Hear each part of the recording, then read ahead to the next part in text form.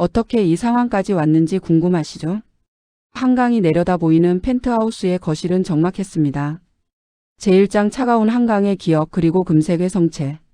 통창 너머로 펼쳐진 서울의 야경은 화려했으나 집안의 공기는 마치 진공 상태처럼 고요하고 차가웠습니다. 민석은 등 가죽이 시릴 정도의 고독 속에서 얼음이 가득 담긴 위스키 잔을 흔들었습니다. 달그락거리는 얼음 소리가 마치 10년 전 그분이 바닥까지 떨어졌을 때 들었던 심장 깨지는 소리처럼 들려왔습니다. 민석은 현재 대한민국에서 손꼽히는 보안 솔루션 기업 이글아이의 대표입니다. 60평이 넘는 이 거대한 성체는 그분의 성공을 증명하는 징표였지만 동시에 그분이 세상으로부터 자신을 격리하기 위해 세운 요새이기도 했습니다. 그분은 거울 속에 비친 자신의 얼굴을 가만히 응시했습니다. 날카로운 턱선, 감정을 읽을 수 없는 서늘한 눈매, 그리고 값비싼 수트. 10년 전 구멍난 양말을 신고 울먹이던 그 청년의 흔적은 어디에도 없었습니다. 성공하면 잊힐 줄 알았는데 말입니다. 민석은 입가에 맺힌 위스키의 쓴맛을 삼키며 감았던 눈을 떴습니다.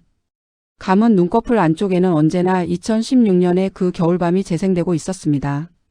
당시 32살의 민석은 평범한 중소기업 대리였습니다. 부모님이 평생 시장 바닥에서 생선 비린내를 맡으며 모아 물려주신 낡은 아파트 전세금 2억 5천만 원, 그리고 그분이 7년 동안 적금을 부어 만든 5천만 원. 합쳐서 딱 3억 원이 그분의 전 재산이었습니다. 그리고 그 돈은 그분이 세상에서 가장 사랑한다고 믿었던 여자 정미란에게 전달되었습니다. 민석 씨, 이 집 계약하면 우리 진짜 가족 되는 거예요. 나 너무 행복해서 잠이 안 와요. 미란의 콧소리 섞인 목소리는 달콤했습니다. 그녀는 민석의 손을 잡고 모델하우스를 돌아다니며 장밋빛 미래를 설계했습니다. 민석은 그녀를 위해 제 신장을 떼어줄 수도 있다고 생각했습니다. 하지만 계약 당일 미란은 나타나지 않았습니다.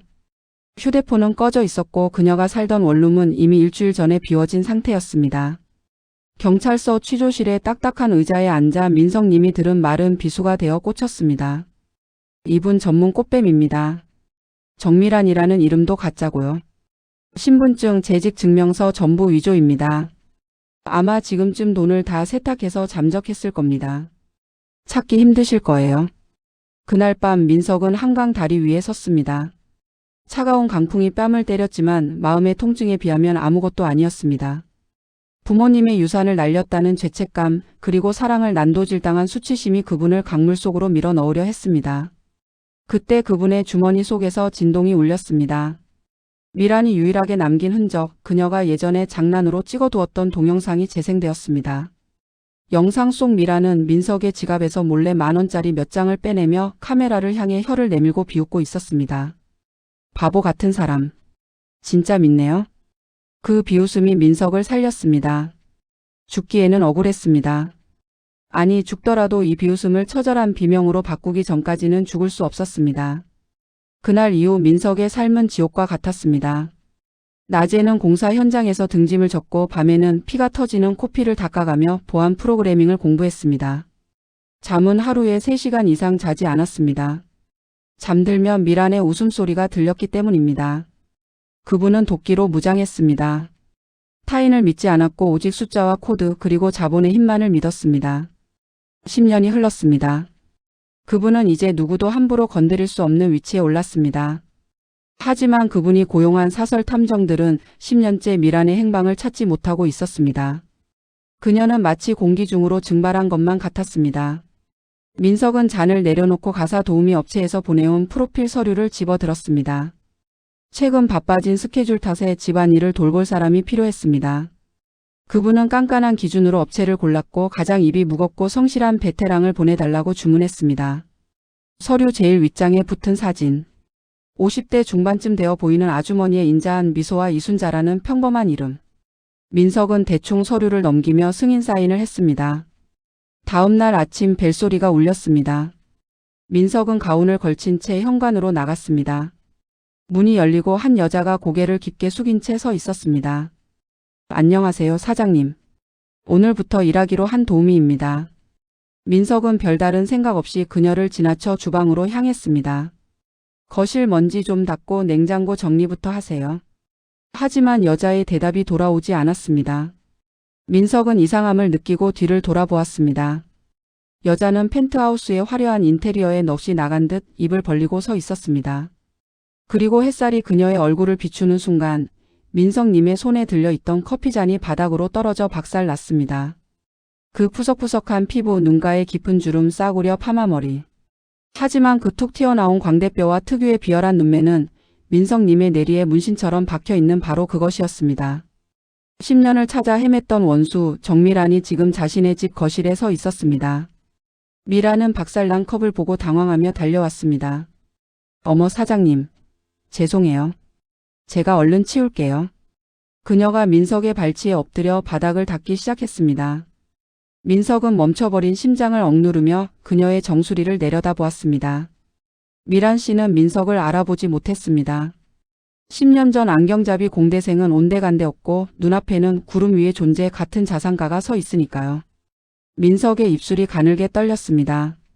그것은 공포가 아니라 10년 만에 찾아온 거대한 포식자의 희열이었습니다. 정미란 씨, 당신이 제 발로 무덤에 들어왔군요.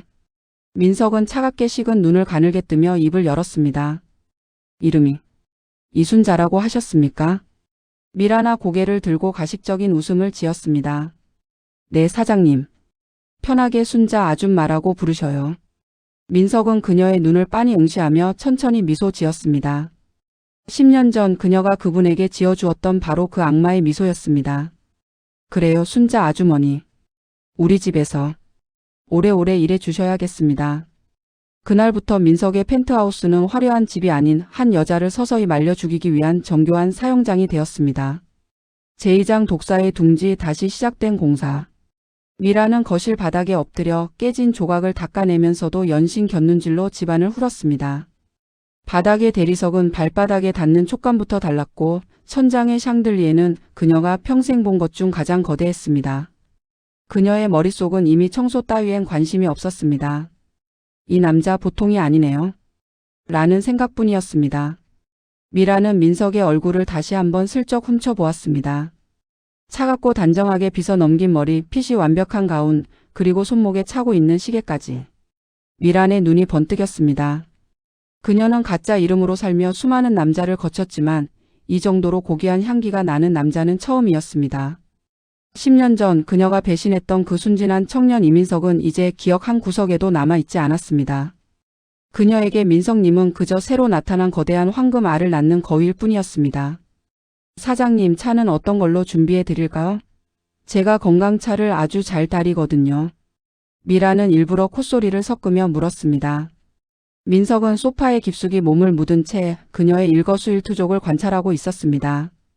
CCTV 화면보다 더 생생하게 전해지는 그녀의 가식적인 연기에 민석은 구역질이 올라왔지만 대신 서늘한 미소를 지어 보였습니다. 그냥 커피면 됩니다. 블랙으로요. 민석은 주방으로 향하는 미란의 뒷모습을 보며 생각했습니다. 당신이 10년 전 내게 했던 수법 그대로 당하게 해주겠습니다. 주방으로 들어온 미란은 민석이 보지 않는다고 생각하자마자 본색을 드러냈습니다. 그녀는 서랍을 하나하나 열어보며 식기들의 브랜드를 확인했고 냉장고 구석에 놓인 비싼 와인을 보고는 입술을 핥았습니다. 그러다 싱크대 옆에 무심하게 놓인 민석님의 시계를 발견했습니다. 아까 손을 씻으며 벗어둔 모양이었습니다. 미란의 손이 덜덜 떨렸습니다. 이거 롤렉스 데이토나잖아요. 중고로만 팔아도 몇천만 원은 나오겠는데요. 그녀는 시계를 슬쩍 집어들었다가 다시 내려놓았습니다. 아직은 때가 아니었습니다. 파출부로 들어온 첫날부터 물건을 훔치다 걸리면 큰일이었기 때문입니다. 그녀의 목표는 이런 시계 하나가 아니라 이 집 주인 그 자체 혹은 이 집 금고 전체였습니다. 여기 커피 나왔습니다, 사장님.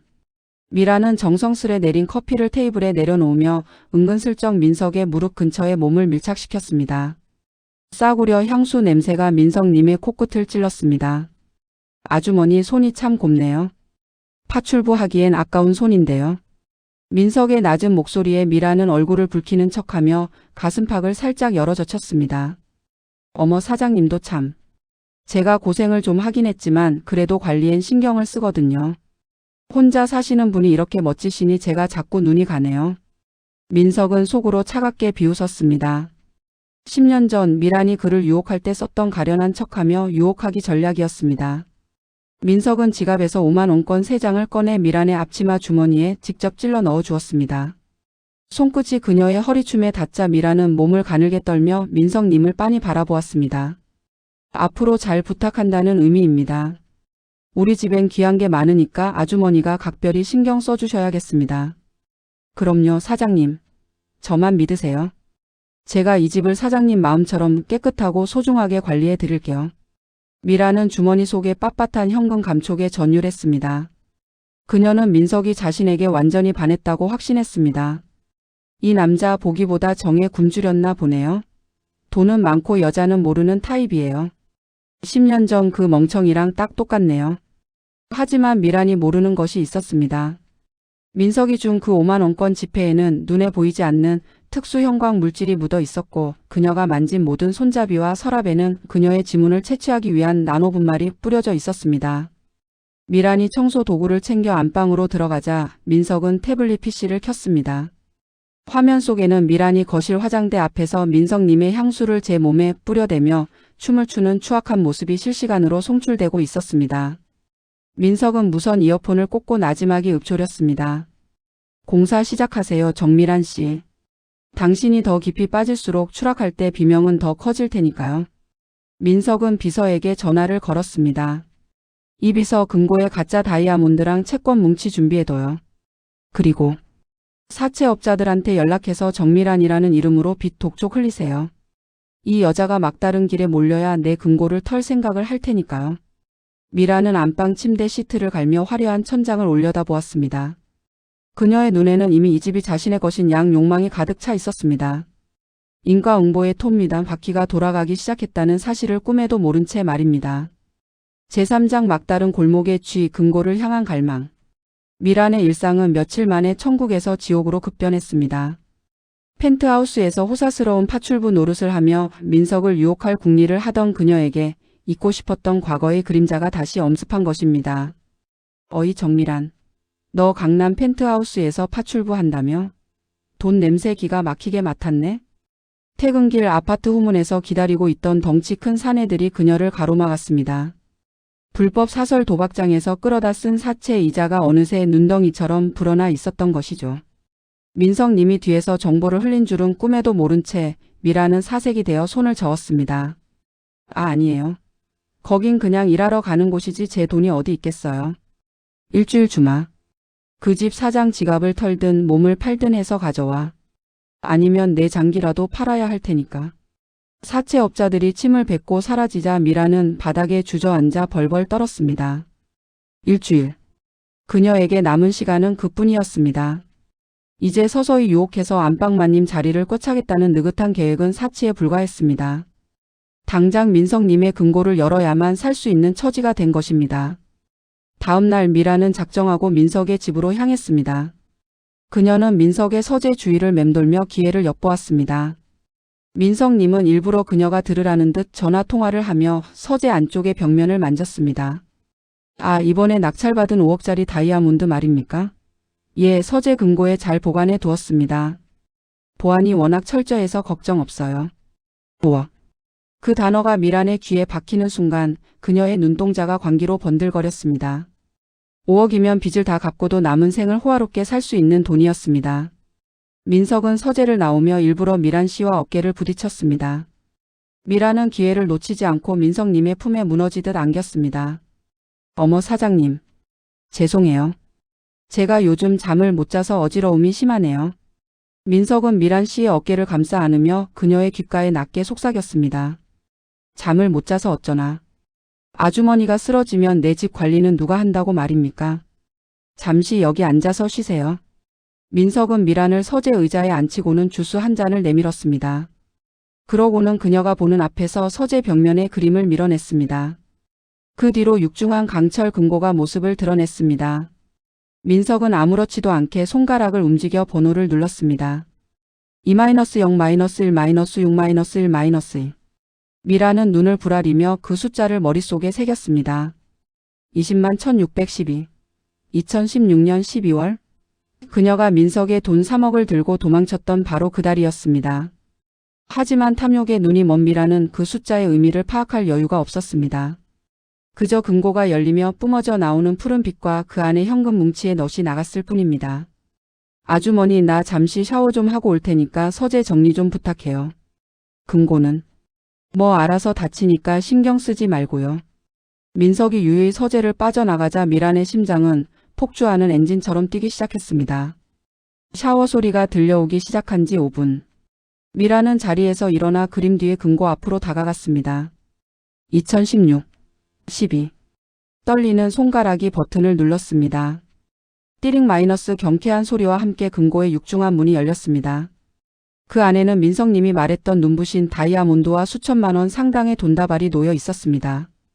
미라는 미리 준비해온 검은 가방을 꺼내 물건들을 쓸어 담기 시작했습니다. 됐다, 이제 살았어. 이 멍청한 이민석, 아니 사장놈. 10년 전이나 지금이나 여자한테 정신 못 차리는 건 똑같다니까. 미란이 마지막 다이아몬드 함을 가방에 넣으려는 순간 서재의 대형 모니터가 갑자기 켜졌습니다. 화면 속에는 10년 전 미란 씨가 민석님의 집 문서를 들고 도망치며 비웃던 CCTV 영상이 재생되고 있었습니다. 이게 왜 여기서? 미란이 얼어붙은 채 화면을 바라볼 때 샤워 중이라던 민석이 젖은 머리를 수건으로 닦으며 서재 문 앞에 서 있었습니다. 그분의 손에는 와인잔이 들려 있었고 입가에는 세상을 다 가진 포식자의 미소가 걸려 있었습니다. 번호가 참 쉽지요? 당신이 내 인생을 망쳤던 그달 그 연도잖아요. 설마 잊은 건 아니겠지요, 정미란 씨? 미라는 가방을 든 채 그대로 바닥에 주저앉았습니다. 민석님의 목소리는 서늘함을 넘어 죽음의 기운마저 풍기고 있었습니다. 당신, 정말 다 알고 있었나요? 처음부터? 아니요. 난 10년을 기다렸습니다. 당신이 스스로 이 금고를 열고 특수절도 현행범이 되는 이 순간만을 위해서 말입니다. 민석이 손가락을 튕기자 서재 구석의 옷장 문이 열리며 카메라를 든 형사들이 쏟아져 나왔습니다. 미란의 눈앞에 번쩍이는 수갑이 보였습니다. 10년 전의 비웃음이 처절한 비명으로 바뀌는 순간이었습니다. 제사장 무너지는 성체, 독사의 눈물. 경찰서 취조실의 푸른 조명은 잔인할 만큼 차가웠습니다. 철제 테이블 위에 놓인 검은 가방, 그 안에서 쏟아져 나온 가짜 다이아몬드와 현금 뭉치들이 미란의 죄를 증명하고 있었습니다. 미란은 수갑이 채워진 손을 떨며 연신 눈물을 훔쳐냈습니다. 10년 전 수많은 남자를 속였던 그 가련한 눈물 연기가 이번에도 통하기를 간절히 바라면서 말입니다. 형사님, 정말이에요. 저는 사장님이 시키는 대로 금고 정리를 하려던 것뿐입니다. 사장님이 저를 모함하는 거예요. 취조실 유리창 너머에서 그 모습을 지켜보던 민석이 문을 열고 들어왔습니다. 그분의 손에는 낡은 가죽 서류 가방 하나가 들려 있었습니다. 민석은 미란의 맞은편에 여유롭게 앉아 서류 한 장을 테이블 위에 미끄러뜨렸습니다. 모함이라니요? 이 서류를 보고도 그런 말이 나올까요? 서류에는 미란이 지난 3년간 이순자라는 가명으로 여러 부유층 저택에 파출부로 취업해 버린 상습절도 행각들이 빼곡히 적혀 있었습니다. 민석님이 사설 탐정을 동원해 미리 수집해둔 자료들이었습니다. 이건 제가 한 게 아니에요. 누명이라고요. 그럼 이것은 어떻습니까? 민석이 노트북을 돌려 영상을 재생했습니다. 화면 속에는 미란이 어젯밤 사채업자 마 사장과 은밀히 만나 나누었던 대화가 선명하게 흘러나왔습니다. 걱정 마, 마 사장. 그 집 사장 놈 나한테 푹 빠졌어. 내일 금고 열어서 다이아몬드 넘길 테니까 내 빚은 그걸로 퉁치는 거다. 미란의 얼굴이 핏기 하나 없이 하얗게 질렸습니다. 민석은 거기서 멈추지 않았습니다. 그분은 서류 가방에서 낡은 통장 하나를 꺼냈습니다. 10년 전 미란이 바닥까지 털어갔던 바로 그 민석님의 첫 통장이었습니다. 이 통장에 찍힌 잔액 영원. 그것을 보고 내가 한강 다리 위에서 무슨 생각을 했는지 아십니까? 당신을 죽이고 나도 죽을까 생각했습니다. 하지만 아니지요. 당신은 죽음조차 아까운 사람이니까요. 그래서 당신이 그토록 좋아하는 돈으로 당신을 무너뜨리기로 했습니다. 민석아, 내가 잘못했어. 그때 돈 내가 다 갚을게. 제발 한 번만 살려줘, 응? 우리 예정이 있잖아. 미란이 테이블 위로 몸을 날려 민석님의 옷자락을 붙잡으려 했습니다. 하지만 형사들이 그녀를 거칠게 제압해 의자에 앉혔습니다. 민석님은 옷에 묻은 먼지를 털어내듯 차가운 시선으로 그녀를 응시했습니다. 예정이라니요? 아, 그러고 보니 당신이 밖에서 기다리는 마 사장에게 넘기기로 한 그 다이아몬드 말입니다. 그거 가짜예요. 정교하게 만든 큐빅이지요. 하지만 당신이 그것을 진짜라고 믿고 훔친 순간 범죄는 성립됩니다. 그리고 당신이 밖에서 믿고 기다리는 마 사장 말입니다만. 민석이 휴대전화를 켜 스피커폰으로 연결했습니다. 여보세요, 마 사장님? 예, 계획대로 됐습니다. 정미란 씨가 훔친 가짜 보석을 당신들이 작물로 취급하려 했다는 증거 이미 경찰에 넘겼습니다. 아, 당신들의 도박장 운영 기록이랑 불법 채권 추심 자료도 함께요. 전화 너머로 마 사장이 거친 욕설과 함께 급습한 경찰들의 고함이 들려왔습니다. 미란 씨의 마지막 보루였던 공범들마저 민석님의 설계 아래 한꺼번에 일망타진된 것이었습니다. 너 미쳤어? 너까지 위험해질 수 있잖아. 위험이라니요? 나는 합법적인 보안업체 대표로서 범죄 소탕에 협조했을 뿐입니다. 오히려 표창장을 받겠지요. 민석은 자리에서 일어나 미란 씨의 귀에 아주 낮고 형형한 목소리로 속삭였습니다. 정미란 씨, 당신은 이제 시작입니다. 특수절도, 상습절도, 사기 미수, 거기에 10년 전 사건까지 병합되면 당신은 감옥 안에서 늙어 죽게 될 겁니다. 당신이 그토록 사랑하던 돈도 명품도 남자도 없는 그 좁은 방에서 평생을 속죄하세요. 아니, 속죄하지 마세요. 평생 억울해하다가 미쳐버리세요. 그것이 내가 바라는 당신의 결말이니까요. 민석은 뒤도 돌아보지 않고 취조실을 나갔습니다.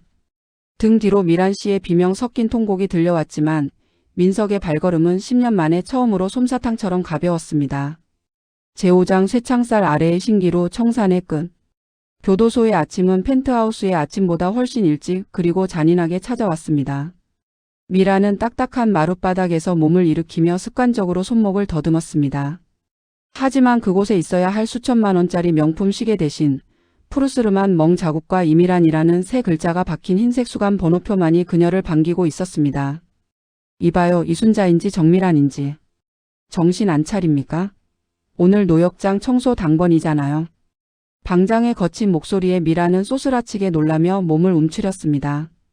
밖에서는 꽃뱀이라 불리며 남성들을 주무르던 그녀였지만 법과 돈의 보호가 사라진 이곳에서는 그저 가장 연약한 사냥감일 뿐이었습니다. 미라는 걸레를 들고 복도를 닦으며 창밖을 보았습니다. 멀리 보이는 도심의 불빛 중 어딘가에 민석님의 성체가 있을 터였습니다. 이민석. 나쁜 사람. 감히 나를 이런 곳에 처박다니. 그녀는 여전히 정신을 차리지 못했습니다. 자신이 저지른 죄보다는 자신이 누렸어야 할 돈과 성공을 가로막은 민석님에 대한 증오심만 키워갔습니다. 하지만 그 증오는 곧 더 큰 절망으로 변하고 말았습니다. 면회실 유리창 너머로 민석의 비서가 다시 나타난 것은 수감 한 달째 되던 날이었습니다. 이것이 마지막 선물입니다. 비서가 내민 서류는 채무 불이행에 따른 전 재산 압류 및 구상권 청구 소송 판결문이었습니다. 미란 씨가 그동안 사기로 모았던 비자금, 숨겨둔 명품 가방들, 심지어 노후를 위해 남겨두었던 작은 시골 땅까지 민석님이 모두 찾아내 법적으로 압류했다는 내용이었습니다. 민석 씨. 아니, 사장님한테 전해주세요. 제발 한 번만 봐달라고요. 내가 감옥에서 나가면 어떻게 살라고 이러시는 거예요. 미란이 유리창을 두드리며 울부짖자 비서는 무표정한 얼굴로 대답했습니다. 대표님께서 전해달라고 하셨습니다. 당신이 내 3억을 빼앗았을 때 나도 똑같이 길거리로 쫓겨났습니다. 이제 당신이 그 기분을 느낄 차례입니다. 라고요. 그리고 한 가지 더, 당신이 그토록 아끼던 명품 가방들은 어제 전부 소각장에서 태웠습니다. 범죄 수익으로 산 물건들이라 세상에 남겨둘 가치가 없다고 하시더군요. 미라는 그대로 바닥에 주저앉았습니다. 그녀를 지탱하던 마지막 희망, 즉 나가면 숨겨둔 돈으로 다시 시작할 수 있다는 욕망마저 재가 되어 사라진 순간이었습니다. 같은 시각 민석은 펜트하우스의 거실 한복판에 서 있었습니다. 집 안은 그 어느 때보다 깨끗했습니다. 미란이 가사 도우미로 일하며 남겼던 흔적들은 전문 방역업체와 청소업체에 의해 완벽하게 지워졌습니다. 그녀가 만졌던 가구는 교체되었고 그녀의 향수 냄새가 배었던 커튼은 불태워졌습니다. 민석은 서재 금고 안에서 낡은 사진 한 장을 꺼냈습니다. 10년 전 미란 씨와 함께 찍었던 유일한 사진이었습니다. 그분은 사진 속에서 행복하게 웃고 있는 젊은 시절의 자신을 가만히 응시했습니다. 이제 끝났습니다. 민석은 라이터를 켜 사진 모서리에 불을 붙였습니다. 불꽃은 순식간에 사진 속 미란 씨의 얼굴을 집어삼켰습니다. 타 들어가는 종이 냄새와 함께 10년 묵은 가슴 속 응어리가 연기처럼 흩어졌습니다. 그분은 비서에게 메시지를 보냈습니다. 펜트하우스 매각 진행하세요. 수익금 전액은 범죄 피해자 지원 재단에 기탁합니다. 민석은 화려한 펜트하우스를 뒤로하고 현관문을 나섰습니다. 이곳은 이제 그분에게 승리의 전유물이 아니라 지독했던 과거의 마지막 장일 뿐이었습니다. 엘리베이터가 1층에 도착하고 문이 열리자 민석님은 안경을 벗어 주머니에 넣었습니다. 눈부신 햇살이 쏟아지는 거리. 민석은 수많은 사람 사이로 섞여 들어갔습니다. 누군가를 증오하기 위해 사는 삶이 아닌 오직 자신을 위해 사는 삶이 비로소 시작되고 있었습니다. 복수는 화려한 결말이 아니었습니다. 원수가 내 인생에서 먼지만큼의 의미도 남지 않게 되는 것, 그리고 내가 다시 진심으로 웃을 수 있게 되는 것. 민석은 비로소 진정한 승리를 거두었습니다. 제6장 지옥의 전주곡 빼앗긴 악마의 유산. 청주 여자교도소 마이너스 수감 3개월 차. 교도소의 아침은 펜트하우스의 실크 친구보다 훨씬 잔인하게 미란의 살결을 파고들었습니다. 미란은 매일 아침 6시 날카로운 기상 나팔 소리에 몸을 일으키며 습관적으로 왼쪽 손목을 더듬었습니다. 그곳엔 한때 8천만 원짜리 다이아몬드 시계가 찬란하게 빛나고 있었지만 이제는 거친 노역으로 갈라진 피부와 이미란이라는 세 글자가 선명한 수감 번호표만이 붙어 있을 뿐이었습니다.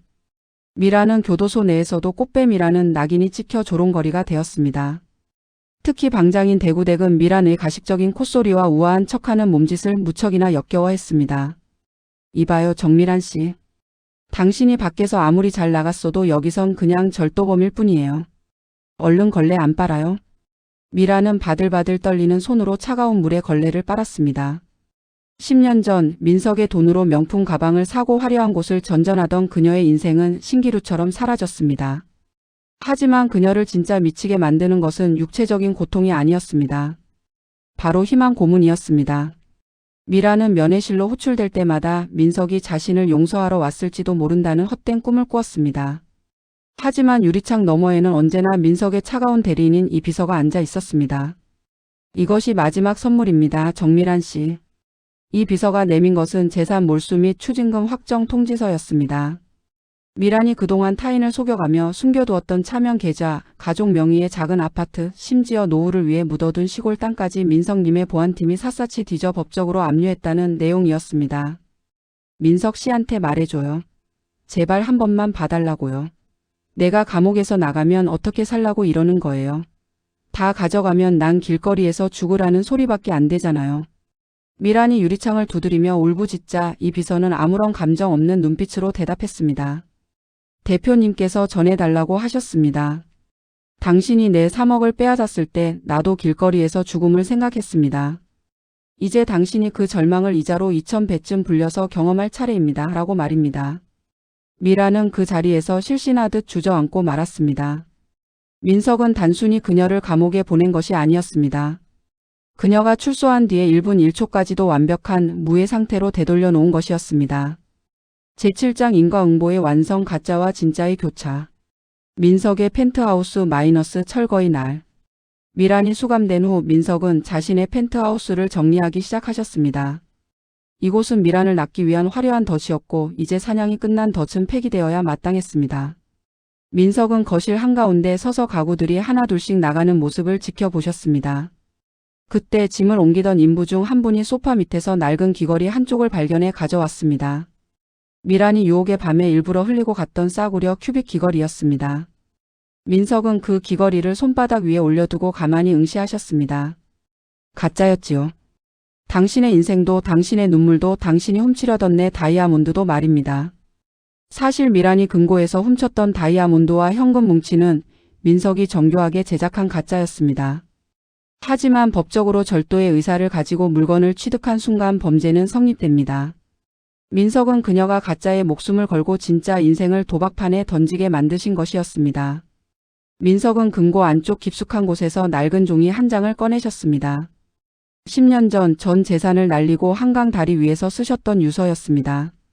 그분은 이제야 그 유서를 찢어버릴 수 있었습니다. 민석아, 이제 그만해. 너 정말 무서워 보여. 뒤에서 들려온 목소리는 민석의 유일한 친구이자 보안팀장인 준호였습니다. 민석은 씁쓸하게 웃으며 대답하셨습니다. 무서워야지요. 그래야 다시는 나 같은 피해자가 안 생길 테니까요. 준호야, 미란이 감옥에서 겪을 고통보다 내가 지난 10년 동안 가슴에 품고 산 도끼가 훨씬 뜨거웠어. 이제야 좀 시원하네. 민석은 펜트하우스를 매각한 대금 50억 원 전액을 디지털 성범죄 및 사기 피해자 지원 재단에 기부하셨습니다. 자신의 상처를 돈으로 치유하는 대신 다른 피해자분들의 눈물을 닦아주는 것으로 마침표를 찍기로 하신 것이었습니다. 그분은 미란이 마지막까지 집착했던 명품 가방들을 마당 한복판에서 불태우셨습니다. 타오르는 연기를 보며 민석은 10년 동안 감춰왔던 눈물을 아주 조금 흘리셨습니다. 그것은 미란에 대한 미련이 아니라 10년 전 죽어버렸던 순수했던 청년 이민석에 대한 마지막 조문이었습니다. 제8장 퇴근 그리고 진짜 인생의 시작. 공항 출국장 7년 후. 시간은 유수와 같이 흘러 어느덧 7년이 지났습니다. 인천국제공항 수많은 인파 속에서 한 남성분이 카트를 밀며 여유롭게 걸어 나옵니다. 어느덧 40대 중반이 된 민석입니다. 그분은 이제 은퇴 후 해외에서 교육 봉사를 하며 평화로운 삶을 살아가고 계십니다. 같은 시각 교도소 정문 앞입니다. 육중한 철문이 열리고 한 여성이 걸어 나옵니다. 한때 강남 꽃뱀으로 불리며 남성들을 호령하던 미란의 모습은 이제 간데없습니다. 푸석푸석한 머리카락, 초점 없는 눈동자, 그리고 낡은 보따리 하나. 그녀의 나이는 이제 50을 바라보고 있었습니다. 그녀는 습관적으로 주머니를 뒤져보았지만 껌 한 통 살 돈조차 없었습니다. 민석이 모든 재산을 압류하고 구상권을 행사한 탓에 그녀의 이름으로 된 모든 자산은 영원이었습니다. 그녀가 출소하자마자 마주한 것은 화려한 강남 거리가 아니라 빚 독촉 고지서와 신용불량자라는 차가운 낙인이었습니다. 미라는 버스 정류장에 앉아 멍하니 전광판을 바라보았습니다. 전광판에는 이글아이 보안 재단의 기부 소식이 흐르고 있었습니다. 그 화면 속에서 환하게 웃고 있는 민석의 얼굴이 보였습니다. 이민석. 그녀는 이름을 나직이 읊조렸지만 예전처럼 욕설이 터져 나오지 않았습니다. 이제 민석은 그녀가 감히 닿을 수 없는 전혀 다른 차원의 사람이 되어 있었기 때문입니다. 그녀는 길가에 버려진 담배꽁초를 주우며 비참하게 울음을 터뜨렸습니다. 이것이 민석이 설계한 가장 완벽한 형벌이었습니다. 죽이지 않고 가장 밑바닥에서 평생 그분의 성공을 지켜보게 만드는 건 말입니다. 민석은 비행기 창가에 앉아 구름 위를 날아가는 하늘을 바라보셨습니다. 그분의 손에는 더 이상 복수의 설계도가 아닌 아이들을 가르칠 교재가 들려 있었습니다. 사람들은 복수가 또 다른 복수를 낳는다고 말합니다. 하지만 틀렸습니다. 진정한 복수는 악인을 내 인생에서 완전히 도려내어 그가 존재했다는 사실조차 잊을 만큼 행복해지는 것입니다. 나는 이제야 비로소 지독했던 10년 전의 그 겨울밤에서 완전히 퇴근합니다. 비행기가 고도를 높이며 구름 속으로 사라집니다. 민석의 얼굴에는 10년 만에 처음으로 아이 같은 천진난만한 미소가 번지고 있었습니다. 완벽한 청산 그리고 진정한 삶의 시작이었습니다. 오늘 제 긴 이야기를 끝까지 들어주셔서 감사합니다. 당신의 인생도 이제 막 아름답게 피어날 준비를 하고 있습니다. 재미난 인생 사연 오늘 이야기는 여기서 대단원의 막을 내립니다. 다음 사연에서 또 만나요.